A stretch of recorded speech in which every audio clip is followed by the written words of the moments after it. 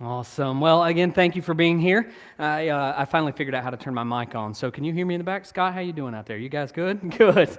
Hopefully you'll be able to hear me, and hopefully online you can give me a little praise the Lord sign. You know, it's those signs like that on there. So you can do that online if you want to. But I mentioned earlier we got some teachers amongst us. If you're a teacher in here, could you raise your hand real quick? Let me just see. Teacher, current, retired, wherever you are. Let's see where you're at. There we go. We got some educators. Can you give them a big round of applause?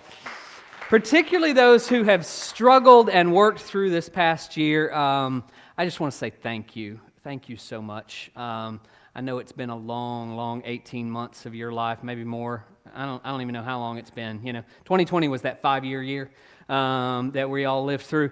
But you've been resilient, you've been creative, you've just blown us away. And if you are a teacher, I want to start with you this morning, because you all know this better than others. Students learn in a lot of different ways, right? Except apparently virtually. They don't learn all that well virtually. But they do learn it in a lot of different ways. Students can learn, you know, we've got some who are kinesthetic learners. I don't even know how to say that. I think that's touching stuff, right? Am I right about that, or did I make that up? Somebody Google it and figure out whether I'm right or not. But they're kinesthetic learners. Some are auditory. They need to hear it. Justin, you do a real good job. You know, you're helping with that auditory learner in your midst. Some, they need to see it. It's reading and writing oriented, right? And in terms of seeing it through the words that are in front of their head. But then statistics tell us that 65% of students, and adults for that matter, are visual learners. 65%. Now, Aristotle actually disagrees with you in a little bit. Aristotle actually believes that it's more than 65% of learners that learn in a visual way. In fact, he would assume that all of us in some way are visual in the way that we see the world. Aristotle says this right here. He says that the soul never thinks without an image. Without an image in our head somewhere that's planted there deeply, we're not able to think. We're not able to process. We're not able to think about what might happen in the future. And so for Aristotle, this was a much higher number than 65%. There's no achievement in the world. There's no creation in the world that doesn't first start with an image, with some sort of image that's deeply embedded in our heads. And this is an important reality for us to think about this morning, where we're going to talk about vision, and I'm going to sort of outline for you the vision that our administrative council has been working on for the last 18 months. You know, this is, in fact, vision in a nutshell, and I want you to hold on to this definition, because we'll come back to it time and time again. But vision is this right here. Vision is a clear mental picture of what could be, and let's not forget this last part, that is fueled by a conviction that it should be. Vision is that thing that is a clear mental picture of what could be, fueled by a conviction of what it should. It's not the how, it's not the why, it's what. Vision is what is out there. It's that picture, and it has to be super clear. And not only does it have to be super clear, but it also has to be grounded in real possibility that it actually can happen. And for it to be compelling and carry us forward in a beautiful way, it has to address a necessary reality. And for each of us, based on where our convictions lie, we might see it in a different way as to what's necessary and what's not necessary. But it has to address those things. It has to be possible. It has to address a necessary reality. And ultimately, it has to be clearly addressing a what in our world. And everything that has ever existed in human existence has come into the world in this way. It first came as a picture in the minds of that person who created it. They looked at that pile of rocks, they formed the sculpture out of it. They looked at a blank canvas and they saw a pile of paint, and they created this beautiful expression of art. Humans have this incredible ability to create, to be purposeful with how we live our lives, how we engage with other people, and how we create things that are seemingly out of nothing. And it all begins with this mental picture that exists in our minds. The original of anything that we have standing in front of us actually exists in a human mind somewhere. It has this process, visioning has this process of moving from non-physical realities to physical realities all around us. And oftentimes what I've discovered is that we think that the visioning process is something that exists only in corporations. right? You've heard of vision statements before. It's something that we lean into, but oftentimes that's connected with, like the school system. They have a vision statement, don't they? Right? So we have our school systems, our education systems, our businesses have vision statements. That's how we operate and create the world that we're wanting to based on that. But I would argue that the ability to create, the vision statement that's out there, is actually something that is very deeply theological. It rests at the heart of who we are as people of faith. And it comes to us, theologians use this term, creatio ex nihilo, right?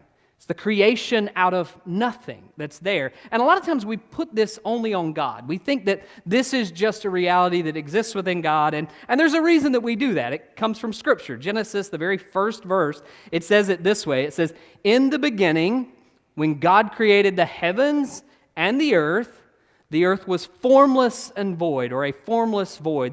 This Hebrew phrase is tohu wa bohu, right? It means that it was without form, it was without any sort of creation within it. It was completely void or empty. And then it goes on to say, "And darkness covered the face of the deep."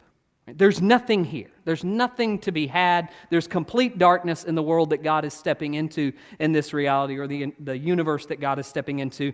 And then it goes on, the author of this section goes on, "While a wind from God swept over the face of the waters." Another way of saying this is the Spirit of God. And you may have heard this before, right? That the Spirit of God blew out over the waters and it started to create something. God said, in the middle of a formless void, in the middle of formlessness, in the middle of emptiness, in the middle of darkness, God spoke these words right here, "Let there be light." And there was light. It was out of nothing that there is something. It's out of nothing in our world that creation started to happen. And we get this with God. It makes sense with God. And most of you are like, yeah, I understand. God is the one who creates out of nothing. But the truth is if you go on in this early Genesis account, you start to discover that God not only held those creative properties for God's self, God actually imparted those creative properties to us as human beings. As we get towards the end of chapter 1 and verse 27, here's what God said. As God creates us in God's very own image, He creates us and then encourages us to create elsewhere. Verse 27 says, "So God created humankind in His image. In the image of God, He created them. He created male and female in His image."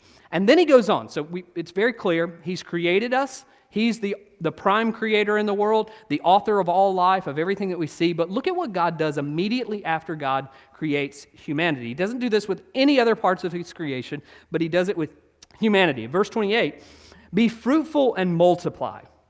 Fill the earth and subdue it, and have dominion over the fish of the sea, over the birds of the air, over every living thing that moves upon the earth."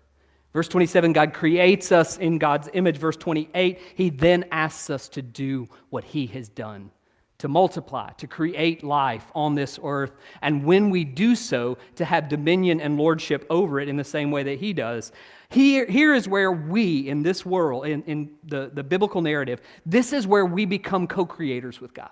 This is where you and I have the privilege of creating worlds around us, of creating new things that have not yet been imagined, and we can live into a different reality in the future in this way. And this is why, biblically speaking, developing a vision and living into it, both as individuals and as communities of faith and other communities, is so vital.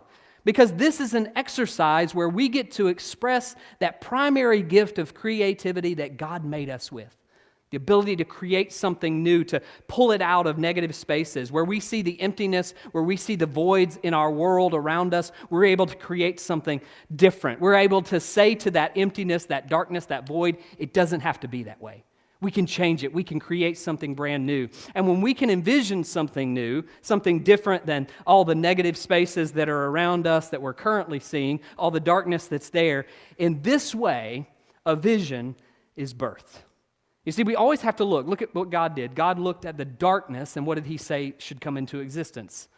Light. God looked out and saw the matter of concern that was there, and when He saw the matter of concern, He addressed the matter of concern. And this is how visions are created. Vision begins as a concern. Just as God looked at the darkness, the void, the emptiness, and He said, "Let there be light," we're surrounded in our world by various degrees of darkness, by various areas of concern, and we're supposed to speak into those areas of concern that something new might be born. And when we're faced with these problems, when we're faced with these concerns, there's a creative process for each of us. This is not just church talk. This is not just, if you're a follower of Christ, this isn't just for you. For all human beings, there is a creative process that stirs up inside of us, given to us by God, to respond to the problem that we see. It becomes alive in this moment, and we start to imagine in this way that there can be new solutions all around us. We envision something different. This is exactly what takes place, throughout the biblical narrative, but there's one very famous passage by one of the minor prophets. His name was Habakkuk. And Habakkuk is sensing a problem in his world. It's only 3 chapters if you want to go read the whole narrative, but Habakkuk is this place. Has anybody ever online or in-house, anybody ever just felt like they should complain to God about a problem? Anybody ever felt that? You guys are just holding your hands down like, I ain't going to say nothing in here, right? Habakkuk is this prophet who he starts his book off by complaining. A list of complaints about a world that's gone wrong. A list of complaints about everything that's falling apart, and he is frustrated about it. He is tore up about it. And the whole book starts in this way with him complaining to God about a problem. But there's a problem that he sees, and Habakkuk does something that we all should learn to do. He starts to focus his attention on God the moment that he senses the problem in his life. He's not afraid to tell God about the problem. He's not afraid to address the problem with God, but he stands back and he waits for God to help him come up with a solution to the problem. And so for the first chapter, there's only 3, but right? So 33% of this book, Habakkuk just complains and complains and complains. And by the time we get to chapter 2, the second act of this book, he starts to address the problem and he starts to figure out the solution. Here's what happens. After letting God hear all about the problem in chapter 1, God tells him to write down a vision statement and in response to the concern. Listen to how God says this. This is, and we'll put it on the screen. Chapter 2, verse 1. I will stand at my watchpost and station myself on the rampart, and I will keep watch to see what he, God, the Lord Almighty, will say to me and what he will answer concerning my complaint. Right? Habakkuk has laid out the concern entirely, and in response to the concern, he starts looking for something different. He starts looking to create something different. And this is exactly what our leadership team started with 18 months ago. Here at Salem, when we sat down together, we didn't start by saying, well, what do you want to create? We started by saying, where's the problem? We started in this way by first asking the question, what concerns lie in front of God's church that's keeping her from being exactly who she should be? What are the concerns that break our hearts, that break God's heart, and where should we be focusing our attention in light of the concerns that are there? What's going on in the world that's keeping us from being a place that is actively creating disciples of Jesus Christ for the transformation of the world? We know that's what our mission is. We know that's who we're supposed to be, an environment that creates new disciples, that sees new birth, that sees the transformation of our world. So what's keeping us from doing that? What are the concerns that lie in front of us? And the second question is just as important as it was to Habakkuk, it is to us. The second question is this: how have we been uniquely equipped to address those concerns? What's in our DNA already? What's in our hands already, right? I need to go to the tool shed and I need to figure out what's in the tool shed already that I can pull out and say, God has used us in this way in the past. God has helped us as a community of faith through this in the past. And so we needed to assess that, and that's what we did. To discover the answers to either of these questions, what are the concerns and how have we been uniquely equipped? To answer either of these questions, we had to do a little bit of digging. We had to dig deep into our history, we had to dig deep into our current realities, and we had to do what is so important in vision building. We had to investigate before we initiated. We had to have a lot of conversations. We had to think about this a long time. And the truth is to answer the first question, that was easy. It really doesn't take a lot to figure out that there's some major problems that are facing the Church of Jesus Christ today. There's some major challenges that are posed before us. The American church is facing one of the biggest challenges in her entire history. For the first time in our history in 2020, church membership fell below the 50% mark. And all of this happened for most of American history, particularly in the 20th century. American church attendance, participation in religious life rested above the 70% mark. Always, pretty much throughout every decade of the 20th century, that's where it rested. And then something started to shift in the early 2000s to where it took a dramatic nosedive. And when the Pew Research poll came out this year, this past year, addressing exactly where church attendance was and commitment to religion, we were now at 47% of Americans would participate in church in a regular way, participate in religious identity at all in a regular way. So we know what's happening, but what's interesting about this, and this has been interesting to me before I actually even came here, for those of you who've been a part of Salem for a while, you know this, I came here in July of 2017, and when I came here in July of 2017, Ed Stetzer from Chicago, he came out with a report, and the title of the article was, "There are 23 Easters left for the mainline denominations." Right? I wasn't a part of a mainline denomination at that time, but he says there's 23 Easters left for mainline denominations. I look at that, I'm like, wait a minute, I'm about to join the Methodist Church. I only got 23 years of this? What do you mean? And as I read the article, it says that current statistics would tend to suggest that with the current decline within mainline denominations in particular, in 2017, there were only 23 Easters left before that line dropped below zero. Right. Now, that was 2017. That's an interesting reality, because that's 5 years, we're 5 years later, right? At first, that was 23 Easters. Now it's 18 Easters. And I know there are some in here who've just had children. We're holding babies, right? My baby girl is just in the room next door. And what that means is by the time that she becomes an adult in 18 years, there would not be an Easter for her to celebrate in churches like this. Right? That's the problem. That's the challenge. And that's not just a suggestion, that's just following statistical data that's showing the downward trend and projecting that if it continues on a similar pattern over the next 18 years, that's where we'll be. And you know this. I don't have to explain this. I don't have to think about 23 years. We've seen church after church close in our community. We've seen them come to their end. We've seen that life cycle endure. And so as we're looking at this reality right here, we're asking the question, what concerns are lying in front of the church? Where's the darkness that we need to perceive, that we need to lean into, and we need to start envisioning that new light can come to it? And so as we investigated, that's what we saw. But after we did that process of investigation, and as we looked into it, I remember back to what comes next in Habakkuk. Habakkuk chapter 2, verse 2. And again, this is, I got a lot of verses that my mom and daddy quoted to me all the time. But this is one of those verses that my father said to me every single time we talked about ministry in the church, because he wanted to drill it into my head as something that we as ministers and leaders should do and help congregations through. And it's this right here. Write the vision down. Right? God comes to Habakkuk, and the very first thing out of his mouth, whenever he comes to Habakkuk, Habakkuk's complained, Habakkuk is waiting, God has arrived, and the first thing that God says in response to Habakkuk's concern, write the vision down, make it plain on tablets so that a runner may read it. So that anybody in your midst will know what the vision is, will know where we're going, will know how to approve of that. And then from there, for there is still, he says, a vision for this appointed time. There is still a vision for this appointed time. And I want to pause here. I didn't put this in my notes, but I think I need to pause here after leveling the 23 Easter thing. It's just brought a heaviness into the room. There's still a vision for this appointed time. Right? God knows that this time would come. God recognizes in the whole annals of history that this is going to be our reality in 2020. He recognizes that this is where His church will be in this period of time. And God would say to us, like He said to Habakkuk, it's still an appointed time. It's still a time in which I'm active and working and moving, and it's not caught me off guard. It may throw you off guard, or it may throw you for a loop, and it may confuse you, but it hasn't confused me. And this is the time that I've chosen to do my work in, and you are the people who I've chosen to be here in this time. You're the ones who have been created uniquely to stand in this space and to be co-creators with me. And so he says there is still a vision for this appointed time. And I would say the same thing. There is still a vision for this appointed time in history.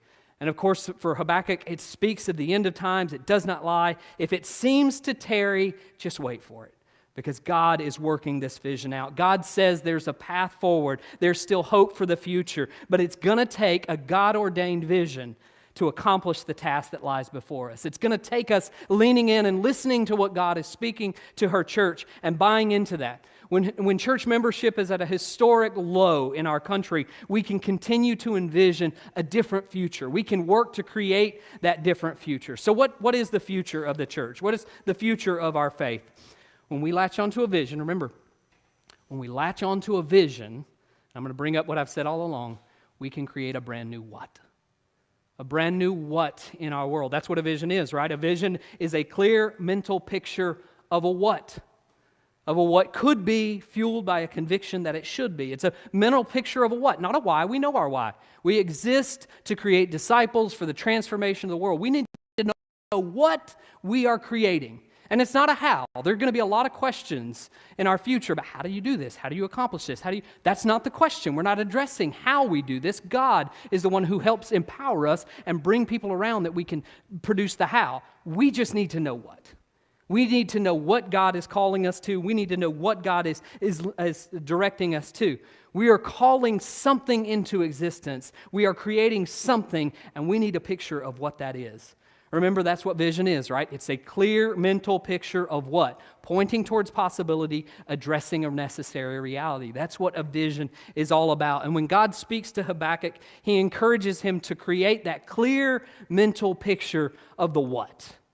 As clear as he can make it, create it so that others will be able to tap into it, so the next generation will be able to pull into that vision. They'll know what it is because it's so completely clear. And so he says, write down the what and make it clear. Write down the what and make it clear. That right there is exactly what we've attempted to do over the last 18 months. We've attempted to discern what's going on in the world, to see what can be, and to make it as clear as possible as what we want in the future. This is where we've gone. Our leadership team has looked into the abyss. We've looked into the darkness. We've felt the weight of the darkness around us, the emptiness and all of those things. And we've investigated what tools are currently in our hands to make this possible. We've listened to your stories. We've heard how God has used Salem in the past, not only in this past generation, but generation after generation after generation. And we're looking at what God is calling us to now. Looking at what God is calling us to now. And here's what we see. And you'll get a paper at the end if you want to take this home and you can read over it and look over it and over. But this is what we see. This is our vision. We see ourselves as a community of Christ followers that will seek the well-being of all people. This is who we are. We're a community of followers who come together, and in our lives and in our actions and with our words, we will seek the well-being of all people around us. We see the way that God's already done this. God's already started telling this story in our past. When we asked you all what brought you to Salem, when we asked others what brought them to Salem, it was this place of welcome. It was this place where we felt like family. It was a place where our entire beings were welcome, and we were seeking the well-being of everyone who came into this place. We heard this in comments when we started talking to people at the outreach and the work that was done at the outreach center, as we responded not only to spiritual needs, but we responded to their physical needs. We weren't only concerned about this part of our being, as if that's the only part of God's beautiful creation. We were concerned about the whole being, the well-being of our entire lives. That's what we were hearing over and over again. And we proclaim, and we already have done this, we proclaim a message that truly believes that God is in the business of transforming our entire being. Yes, we're concerned about spiritual well-being. We're concerned that God would make us right with Christ. We're concerned about all those things. But we're concerned about every other aspect of life as well. We're concerned that the relational aspect of your life is lined up. We're concerned about the financial aspect of your life. We're concerned about the way that you work and move in the world. We're concerned about your emotional and your physical well-being. We're concerned about your mental health. All of those things are important. Because in all of those areas, God is doing the work of redemption, and He's inviting us to be a part of that. And so we're concerned about the well-being of all of life. In a world where the church is predominantly known for what it is against, what we want to do is let everybody know what we're for. We want to let everybody know what we're for in this world. We seek to be a community of faith that is known for what it is for. We are for your well-being. We are for the well-being of our community, and we are for the well-being of the next generation who will come after us. We want them to live into the rich lives that God has for them. And this is what we see. This is what we see in front of us, and we say this based off what we know is possible.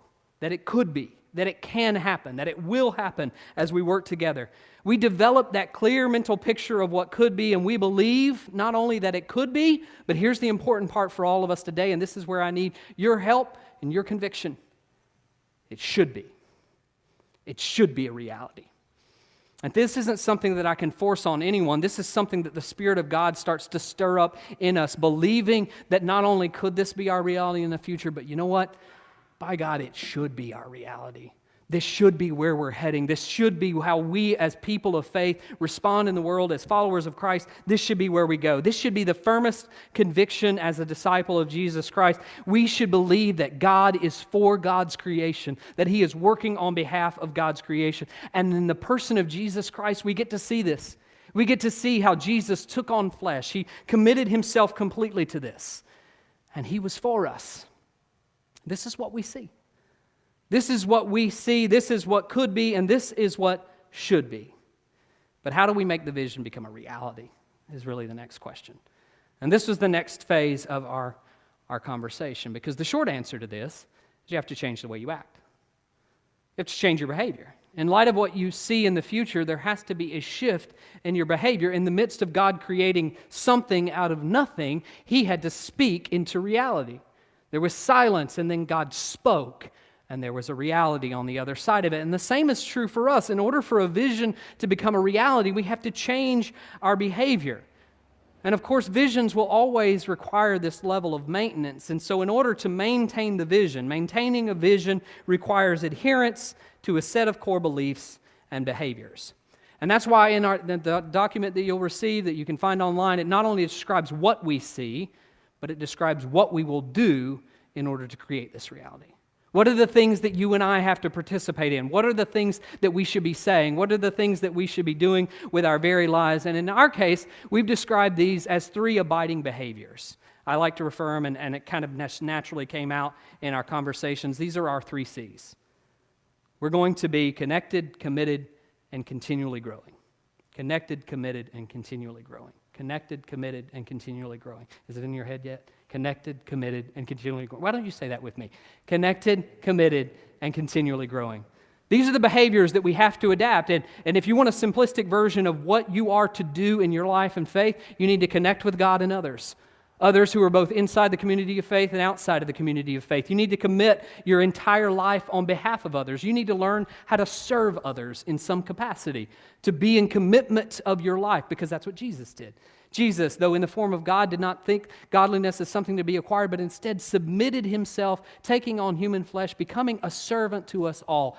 God in Christ Jesus committed Himself to us, and He asked the same of us, that we would commit ourselves on behalf of others. And then we have to engage in this process of continual growth in our faith. And that continual growth, of course, is for you and I, where we say that I can be better and better every single day. But it means that in our context of worship and how we will engage in worship, we'll be looking at ways that we can make it better all the time. Why? Because we want to grow in our faith all the time. We want to be able to reach and engage other people all the time. So it means we're continually going to grow in this way and grow in our faith. And if we're going to become the community of faith that seeks the well-being of all people, then this is the behaviors that we have to start taking up.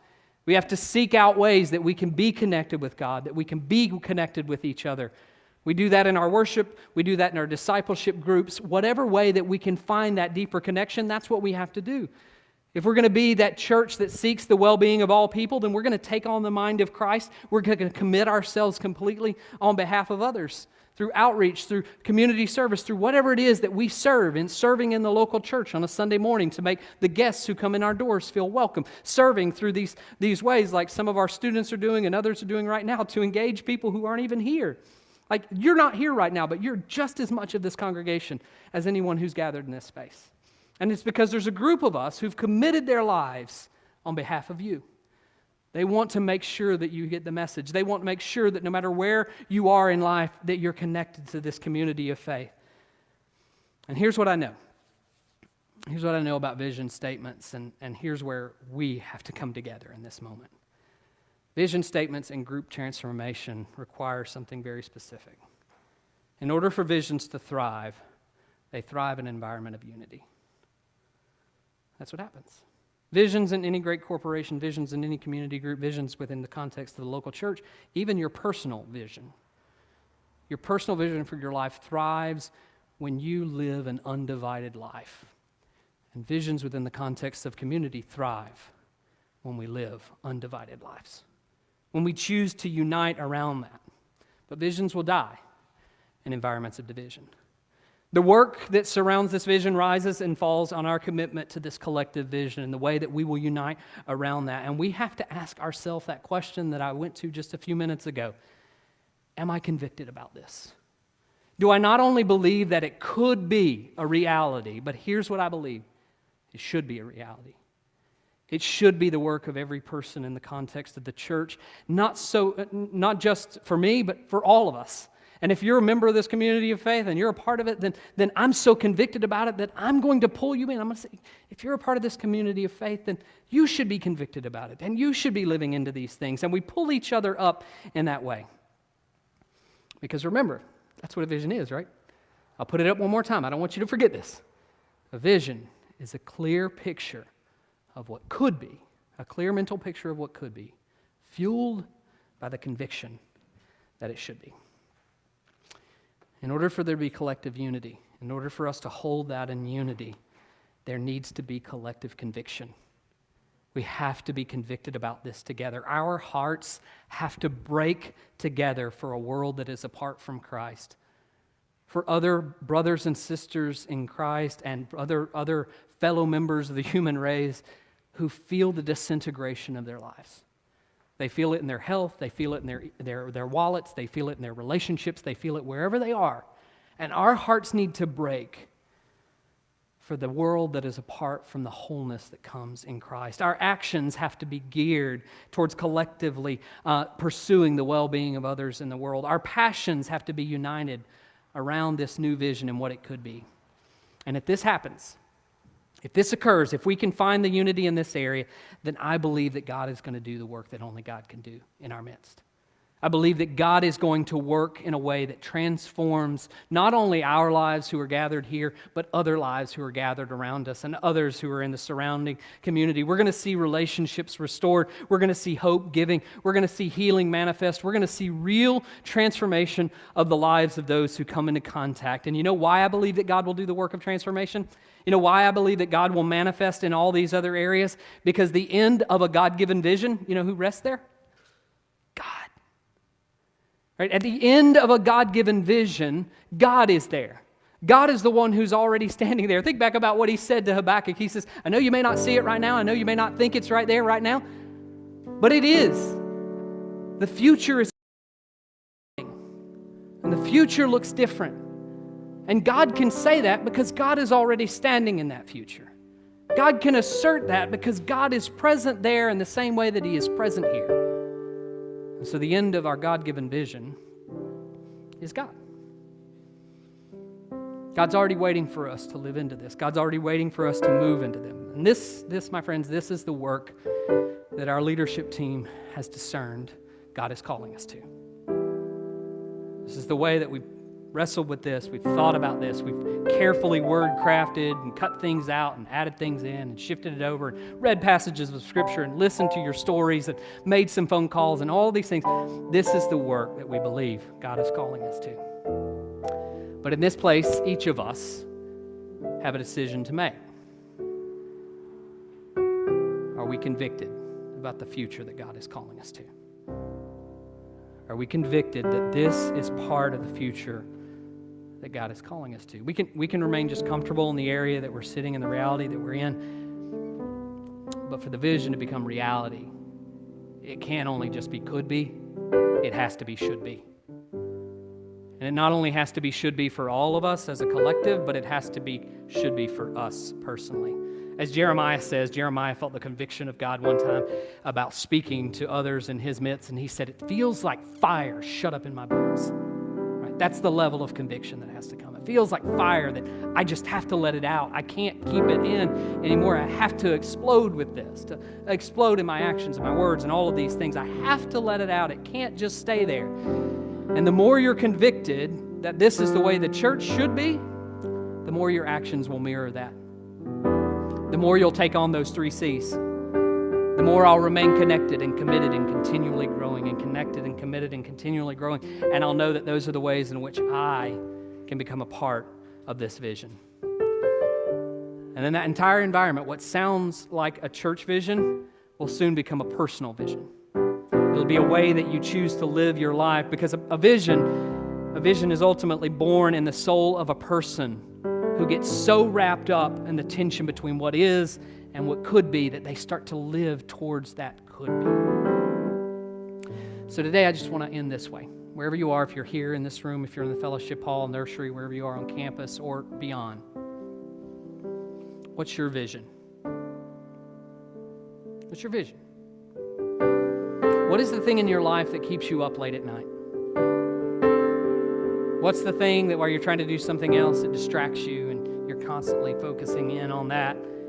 What's the problem that you're trying to solve? Who's the person that you're trying to help? The mental image of the person that you always want to help, even if their name changes or their background changes. But there's this person you're just wanting to help all the time. What's the area of injustice in the world that needs to be addressed, and you just feel like you have some gifts that can uniquely address that? And how does that vision, whatever that is for you, how does that vision fold into the vision that God is calling us as a collective to right now? How does it become a part of the vision of this church and this community of faith? How can you merge and marry those two things together? Because it's in the unity, not only of us collectively, but it's in the unity of your own personal vision with this collective vision that God can start to build the vision in your heart, where that vision can thrive and it can change and it can grow for you and for everyone else. Our band's going to come back and as they sing, if you're ready to go and you're free to go, I will dismiss you to go. But as they sing this final song, if you're sitting there and you're like, I don't know if I've ever thought about what my personal vision is for life, I'm going to ask you just to sit for a couple more minutes and to allow God to start doing something in your hearts to expose that. Doesn't matter how old or young you are, there is space in our lives to live into a future that is not yet here. And it's part of our God-given gifts in life that we would create that new world. And so I invite you into a space, wherever you are, fellowship hall, online, sit in your couch for just a minute, chill out, grab your cup of coffee. If you're here, if you'd like to stay for just a few minutes and answer that question. What is God calling me to? What is breaking my heart, keeping me up at night, and distracting me from all the time? Let me pray for you. And after I pray, if you feel at liberty to go, feel free to do so. Just leave quietly from the sanctuary. If not, and stay as they finish this song. And just make this a moment where you connect with God. Would you pray with me? God, I do thank you so much for the work that our leadership team has done to discern what you're speaking to us. God, we don't need just to manufacture a vision. We need a God-given vision in which you are directing our path. You are calling us forward. You are encouraging us to move into something that is not and to create it as it. So God, I ask that you would continue to stir up our hearts. But the way I want you to do that today is I want you to stir up us as individuals. To do something internal today to where you clarify a little bit about what our vision is personally. Where we can see the way that that vision folds into this community vision and we find unity.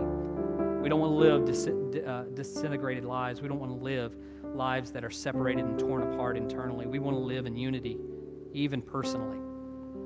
So God, I ask that you would help us find that unity and live into it today and always. In Jesus' name we pray.